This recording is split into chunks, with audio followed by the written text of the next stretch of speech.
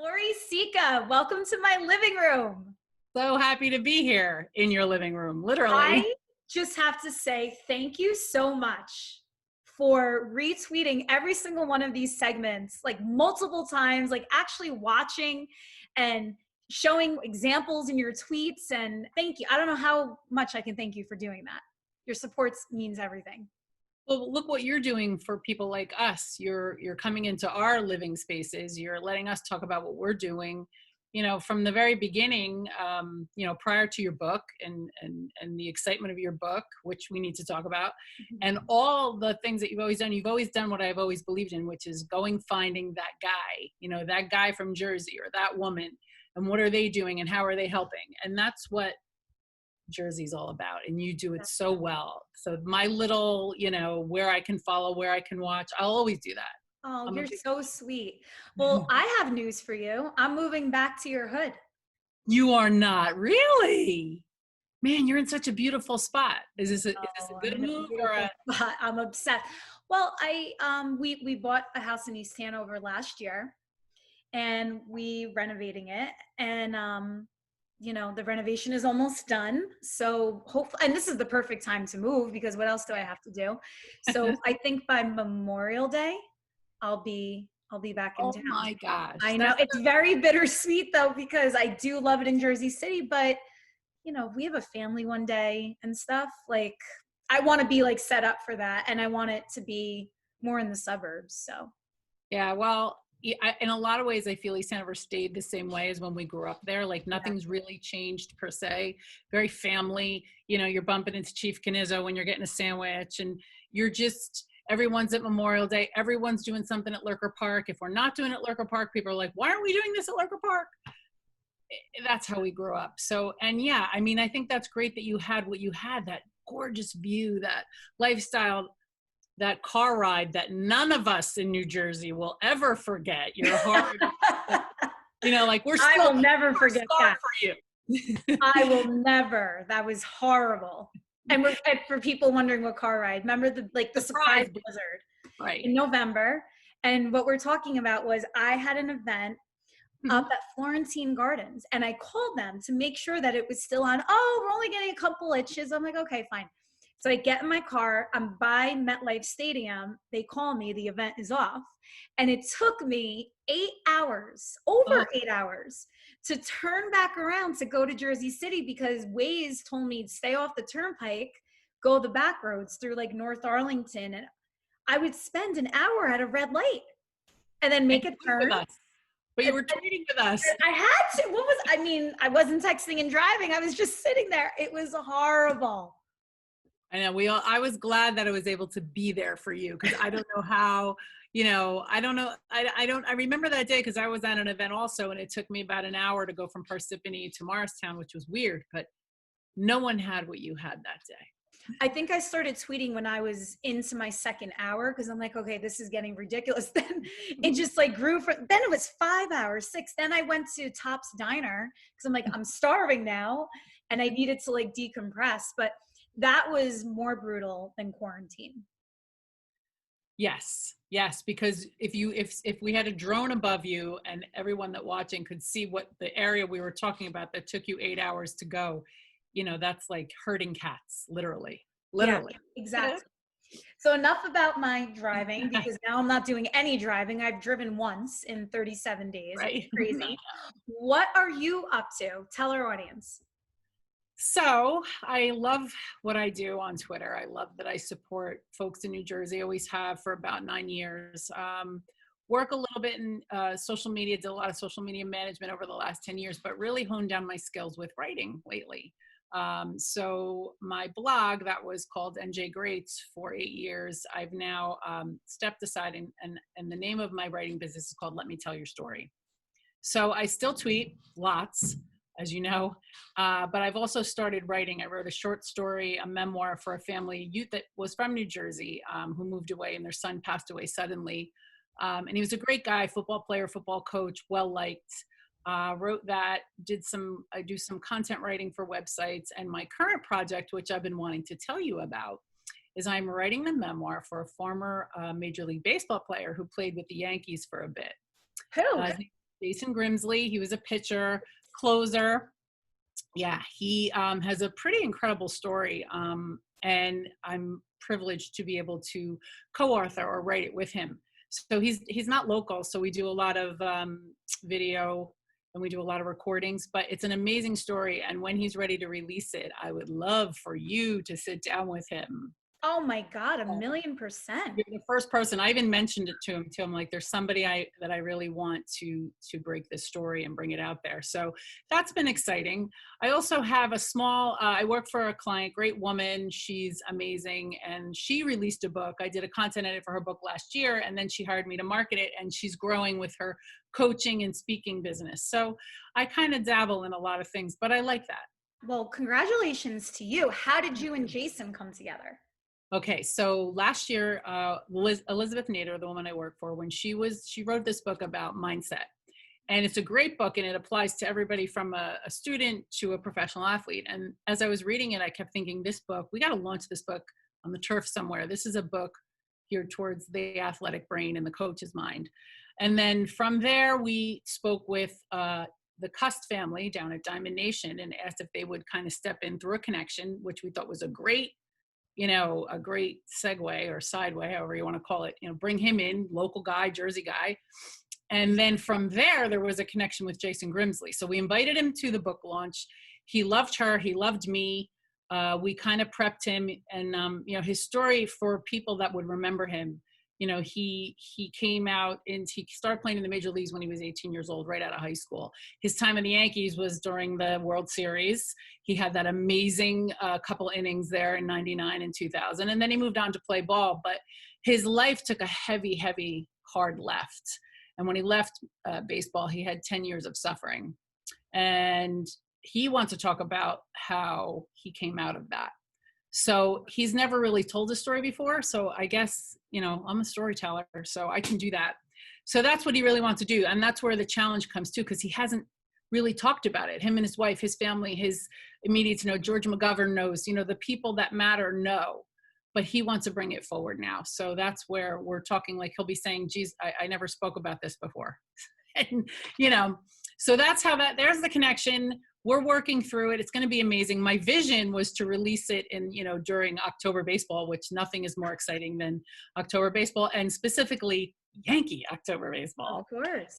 We put that on hold for now, but that's the goal, is we're going to release sometime when it works. And it should be really exciting. It's a tough story, but it's a great story. It ends on a high note. No, that's awesome. Are you shopping around a book deal, or are you going to be publishing independently? That is going to be up to him. We have an advisor right now who's leaning towards the independent route, but ultimately it's going to be up to him. Yeah. Well, I know it's so difficult. And especially now, I have a feeling there's so many people writing novels right now and writing books. And there's going to be, because this is like an author's dream, right? To be stuck in the house with nothing to do but writing, right? So I'm excited to see, but it's going to be very competitive too, to get a book deal, I feel, right now. So maybe independent is just the safe way for everyone to go.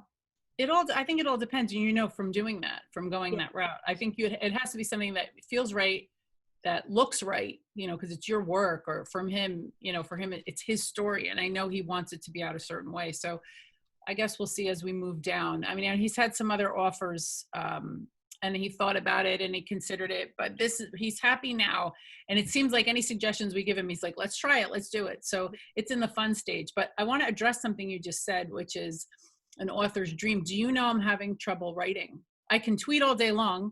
I've been giving headlines. I've been doing my nieces and nephews' essay homework for them when they get stuck, but actually writing this book. And I don't know if it's because I have 3 college students home and I love them, and we're eating all the time and cooking all the time. And we have workspaces set up throughout the house, but I don't know what it is. And I've been asking on Twitter, I can't just say, okay, here's my space.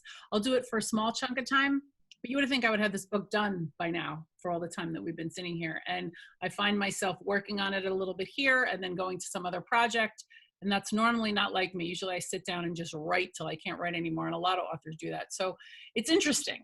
I feel like a little bit of creative, like I'm a little stuck in some ways. And I don't know why that is exactly. Maybe because the outside world influences creativity and because you're not getting that stimulation. It could be. I do like all the strategy sessions on the phone are great, but I'm great across the table with a cup of coffee. Like that's my sweet spot. And we're not doing that right now. So No. And who knows if we're ever going to, not ever, but I think little by little, I think in the interim, it's going to be Zoom meetings. It's yeah, not I'm going to thinking be the face to face because people now are getting over their phobia of video chat. They're going to realize I don't need to drive an hour and waste half a day going to meet someone face to face, and I can just pop on my computer. you chatted about that in an interview I watched yesterday. And when I heard you say those words, that really sunk like, wow, we're Oh, not going to be driving to meetings anymore. But yeah. it's Think the about the concept. time you waste. Eight Yeah. hours. Exactly, exactly. So yeah, there's a lot to think about. This one of the scary things is two of my kids go to school in Connecticut, and their college right now has not said they're coming back as a physical campus in the fall yet. Which I don't know if you've read, some of the financial papers have been talking about that. How can will these colleges come back? And my son this is his senior spring, Where which does he isn't really go? a senior Where do your spring at kids all. go? Quinnipiac. Okay. My So, cousin just committed to Fairfield.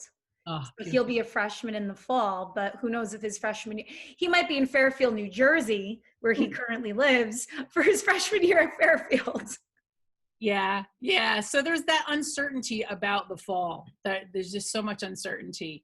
But we try not to focus on that. Especially me. I always look for the light in the dark. So I don't think about, man, I'm going to be sitting here, or for them, they're going to be sitting here doing their classes online. Um, and I feel like, I know this might be premature, but I feel like we've gotten over the worst. Like, I feel like we know more now. Like, go back 20 days, go back 10 days, go back the day before we heard the government say, okay, we're in shelter in place. We weren't thinking, and we didn't even know half of what we know now. Right? So, I feel like we're getting there. Does that mean it's going to end tomorrow? No, but I feel a little bit better than I did, say, going into this. How about this? As a, Jersey girl can relate to this. The last time I was out, I was down at, I was in Asbury Park at a bar, catching a local band. And I remember driving home that night, going to work the next day. And then my kids came home for a break, Yeah. or in that range. And that was it. That was the last place I was in with more than 5 people. Wow.